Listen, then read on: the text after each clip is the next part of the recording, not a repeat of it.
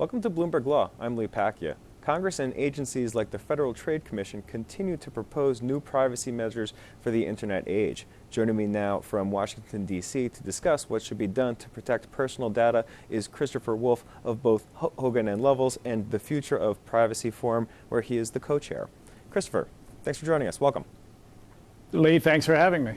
So you are the director of Hogan Lovells Privacy and Information Management Practice Group. Tell me about your practice. What type of clients do you have, and what exactly do you do for them? Well, it's the rare business today that doesn't have data, personal data, on either employees or consumers. And so what our practice does is advise our clients on how legally and in terms of best practices they can collect, use, share, and retain that data. There's a special focus on health privacy, and my co-director is Marcy Wilder, who focuses on that part of our practice. Mm-hmm. And then financial information, obviously, is incredibly sensitive. And the reason there is a privacy practice in our law firm and some others is because technology has made it possible to collect so much information about people and to share it and to use it and to retain it. And there are more and more laws that regulate that use. Right. We came up with an interesting quote from someone at your organization stated in a previous discussion, "In the era of big data," I'm quoting here, by the way, "privacy is too important to be overshadowed by claims of legal framework superiority." Could you explain what that means? Well, that was actually me, I think you're quoting, and that came from remarks I gave at the EG8 in Paris in June. And what prompted that observation was the kind of running dispute that exists between the EU and the US with respect to protecting privacy. In the EU, there's a comprehensive statutory arrangement that covers every piece of data. And it means that databases have to be registered and that there is incredibly granular regulation of data.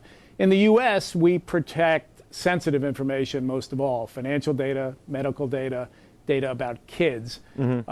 And we focus our enforcement on the things that matter. Mm-hmm. But today, for a business that operates globally, there has to be a legal mechanism in place for the cross-border transfer of data from the EU to the US, because the EU says the US does not have adequate protection. Mm-hmm.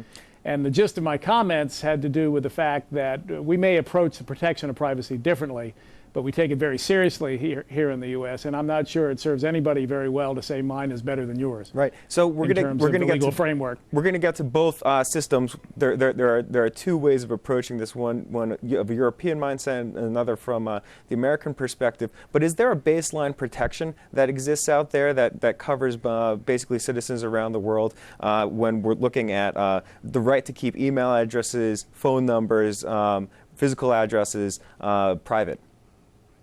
Well, indeed, the legal frameworks in both areas, in the EU and the US, are premised on fair information practice principles, which are OECD principles.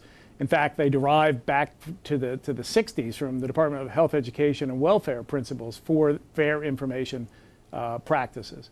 And fundamentally, the practices say that individuals should know what information is being collected about them, how it's being used, with whom it's being shared, and how it's being stored. And they ought to have a degree of control over that collection and use. Mm-hmm. And that's really the premise of every privacy regime around the world. Mm-hmm. So what now it differs in terms of its specificity and in terms of the flexibility. Right, that's where I want to go next. Some consider Europe to be ahead of us in some aspects on privacy law issues. What do they do differently from the United States? Well, they have a regulation for every piece of personal data, and they define personal data more broadly than we do in the United States. I personally am not convinced that results in better privacy protection, because where the rubber hits the road is where there's enforcement. And here in the United States, we have the Federal Trade Commission enforcing against companies that engage in egregious privacy practices, or who promise one thing and do another under the false and deceptive practices jurisdiction of the Federal Trade Commission. And frankly, I think that common law of consent decrees and enforcement by the FTC has created a set of rules and principles that businesses understand to a very large extent here in the U.S. and therefore they take privacy very seriously. I think there are lots of businesses in Europe that may have these rules that they are supposed to comply with, but because there's not a lot of enforcement, I'm not sure how respected a lot of those rules are. So as a general matter, companies in the United States don't give consumers or recognize a right for consumers to delete their information once it's known that they have it. Should they change that policy? Is there any sense in taking a different approach? Well, I think that varies from company to company, and it varies on the type of data that's being collected. Anonymous data that's done for analytical purposes, that's done to predict trends in disease, for example. I'm not sure that as a public policy matter, we want to give individuals the right to delete that data and to make it not useful if it's being protected and if it's not identifiable. Other data, for example, when you give data out for a particular service, and I'm thinking social networking, for example, and you decide you no longer want to participate in that kind of social networking, then perhaps you should have the right to say, don't keep the data, I want it all back. One would think that's just a matter of good business. It could almost be similar to the way companies took up green initiatives in the banner of environmentalism. So to speak, they could be along the same lines with privacy issues. We haven't quite seen that yet, at least in public discourse. Well, I think we're getting there, actually. I think the public's consciousness about privacy is being raised thanks to the media. Been a lot of newspaper articles and TV news stories about privacy in the last year. There have been a number of congressional hearings.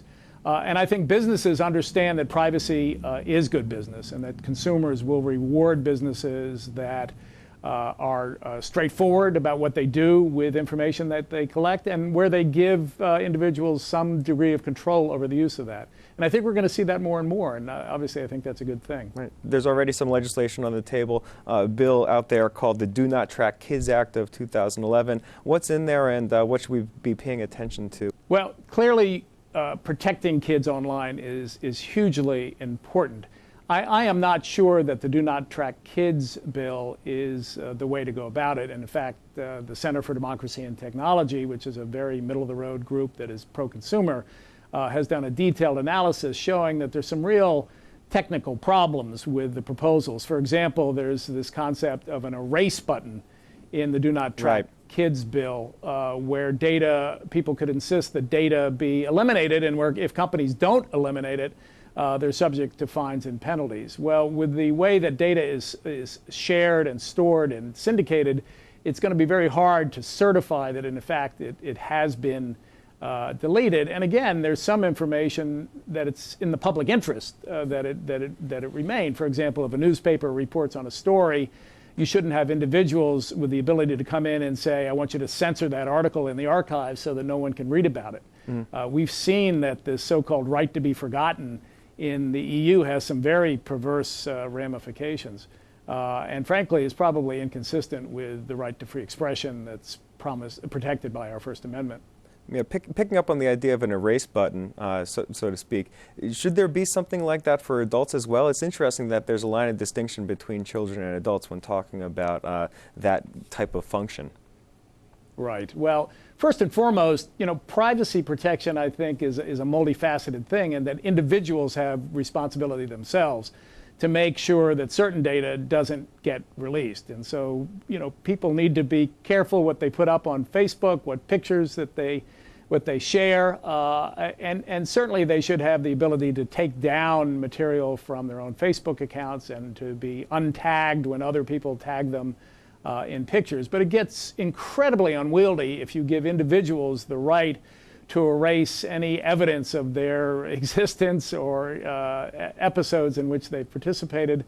And I'm not sure it's in the public interest, again, to give that kind of right, because there are lots of reasons why we want to be able to check up on potential employees, potential babysitters, potential teachers, and so forth. And if we have a Swiss cheese record that's created because people have asked for the right to be forgotten, you've got some very legitimate interests that I think will fall by the wayside. Right. It begs the question, though, that in the worst case scenario, when you have a company that is effectively brokering your personal data and posting it in sensitive corners of the internet, what is the legal response from a victim in that scenario? Is there anything that they can do? Well, you know, Congressman Rush from the FTC made a good point, I think it was yesterday, where he said we really need to study what is in fact going on with respect to the collection of data online. You know, is identifiable data actually being collected against people's will? Or are we talking about anonymous, de-identified data that's being used for legitimate purposes like market analytics to determine whether or not a website is effective, whether people actually complete their purchases when they go online? You know, I don't think we need to, that we can jump to conclusions that that information is being misused in huge ways by legitimate companies. But some businesses do that as a matter of practice, right?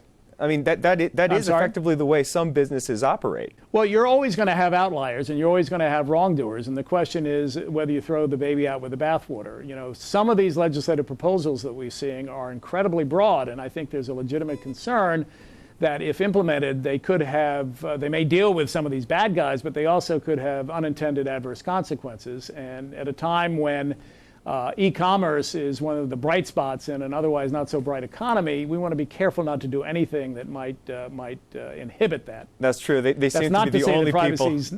Go ahead. They seem to be the only people in America making money these days. So you certainly don't want to upset that apple cart. Well, that's right, but also privacy is confidence by the consumer that their information is being protected and not abused is equally important to the success of the e-commerce economy, and businesses need to realize that. And I'm actually heartened by the fact that a lot of businesses are engaging in self-regulation and promulgating codes of conduct. This is something that the Department of Commerce has endorsed. The FTC has also said this is a good thing. And frankly, I think the odds of getting legislation in privacy, given how Congress works these days, are pretty low. So we really ought to applaud these self-regulatory efforts and support and endorse them. All right, this is wild stuff. I think we're going to be talking about this for a long time going forward. Chris, I want to thank you for your time today. Thank you, sir. Thank you for having me. Thanks, Lee. That's Christopher Wolf of the Future of Privacy Forum and law firm Hogan Lovells. You can learn more about these issues in Bloomberg Law's Technology Law Report. It's available on BloombergLaw.com, and it's also on the Bloomberg Terminal. I'm Lee Pacchia. Thanks for watching.